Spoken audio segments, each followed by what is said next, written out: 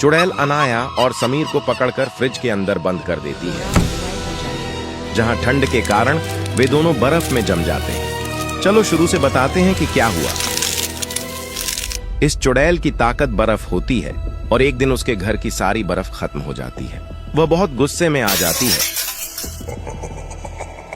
और बर्फ ढूंढने के लिए बाहर निकल पड़ती है।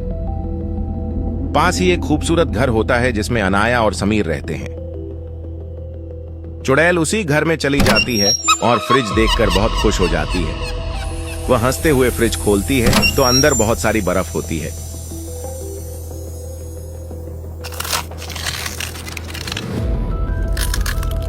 उधर अनाया और समीर को कुछ आवाज सुनाई देती है। वे आते हैं और देखते हैं कि चुड़ैल मजे से बर्फ खा रही है। दोनों बहुत डर जाते हैं। चुड़ैल उन्हें पकड़कर फ्रिज के अंदर बंद कर देती है और चली जाती है। अनाया और समीर ठंड से कांप रहे होते हैं और कुछ ही देर में बर्फ में जम जाते हैं। लेकिन घर की छत पर एक जादुई बिल्ली रहती है। वह दूध पीने के लिए नीचे आती है और फ्रिज के पास पहुंचती है। जैसे ही वह फ्रिज का दरवाजा खोलती है, अंदर अनाया और समीर को देखकर हैरान रह जाती है। वह अपने जादू से मुंह से आग निकालती है और अनाया और समीर से बर्फ पिघला देती है। दोनों आजाद होते ही बिल्ली को गले लगा लेते हैं और बिल्ली फिर से छत पर चली जाती है।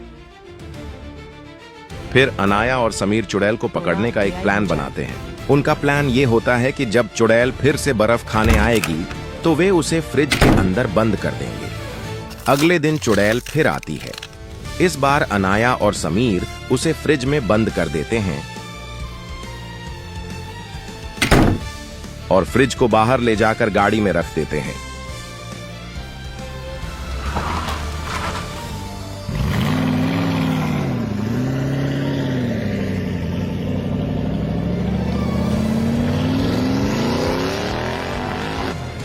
वे उसे एक ऊंचे पहाड़ पर ले जाते हैं, जहां अनाया उस फ्रिज को उठाकर नीचे फेंक देती है।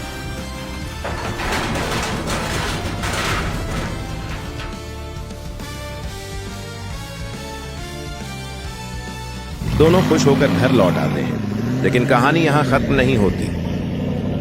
जैसे ही वे घर के अंदर जाते हैं, अंदर वही चुड़ैल सोफे पर बैठी बर्फ खा रही होती है और जोर जोर से हंस रही होती है। असल में फ्रिज के अंदर चुड़ैल नहीं थी, बल्कि वही जादुई बिल्ली थी। अगला भाग देखने के लिए सब्सक्राइब और फॉलो करें और बिल्ली को बचाने के लिए एक लाइक जरूर करें।